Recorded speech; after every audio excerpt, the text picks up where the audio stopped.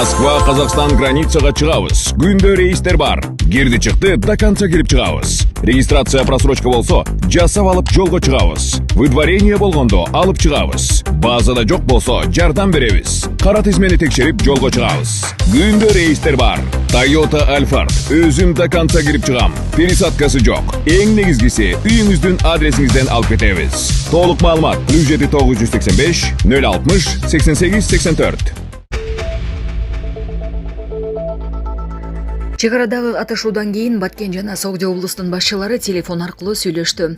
Президенттин Баткен облусундагы ыйгарым укуктуу өкүлү Абдикарим Алимбаев менен Тажикстандын Согдо облустун аткаруу бийлигинин төрагасы Раджолбой Ахмодзоданын ортосунда телефондук сүйлөшүү болду. Бул тууралуу президенттин Баткендеги өкүлчүлүгүнүн басма сөз кызматынан билдиришти. Маалым болгондой, жетекчилер эки облустун чек ара аймактарында коомдук коопсуздукту камсыздоо боюнча макулдашып, 7 майда Кыргыз-Тажик чек арасында катталган окуя аймактын жалпы коопсуздугуна таасирин тийгизбейт деп белгилешти.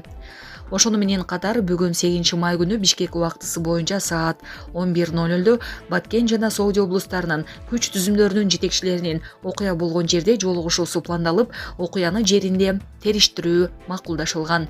Учурда Баткен облусунун чек ара аймактарында абал туруктуу. Эскерте кетсек, кечээ 7 майда Кыргыз-Тажик мамлекеттик чек ара тилкесинде ок атылган. Булак супер кежи. Бирөө 20-кабаттан секирип, Екатеринбургда кыргызстандык мигрант адамды куткарып калды.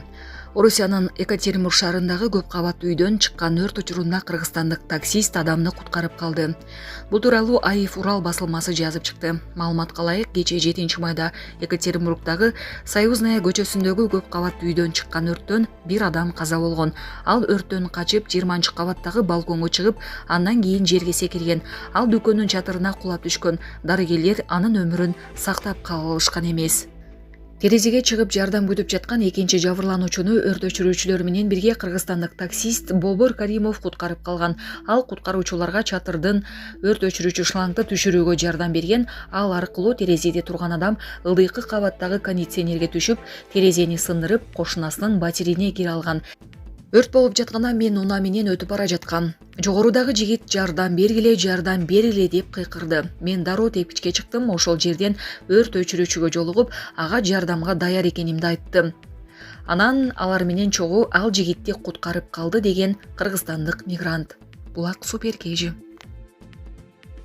Мухаммад пайгамбардын 37-урпагы болгон Умар ибн Хафиз Бишкекке келди.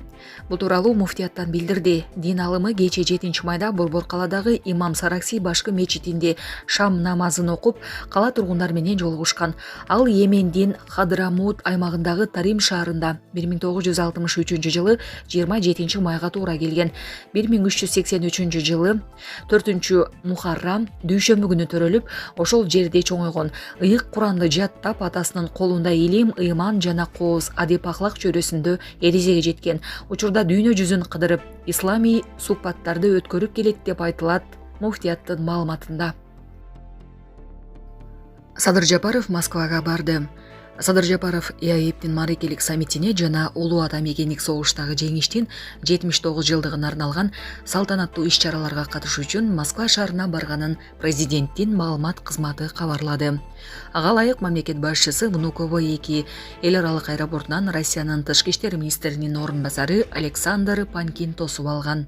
7-майда Москвада ЭЭБке мүчө мамлекеттердин башчыларынын катышуусунда ЭЭБ жөнүндө келишимге кол коюлган күнүнөн тарта жогорку Евразиялык экономикалык кеңештин 10 жылдыгына арналган юбилейлик жыйын болот. Эртеси 9-майда жеңиш парады өтүп, Садыр Жапаров эки иш-чарага тең катышат деп айтылат маалыматта. Булак Спутник кежи. Кара сууда 60 жаштагы киши 15 жаштагы баланы тир менен атып алды.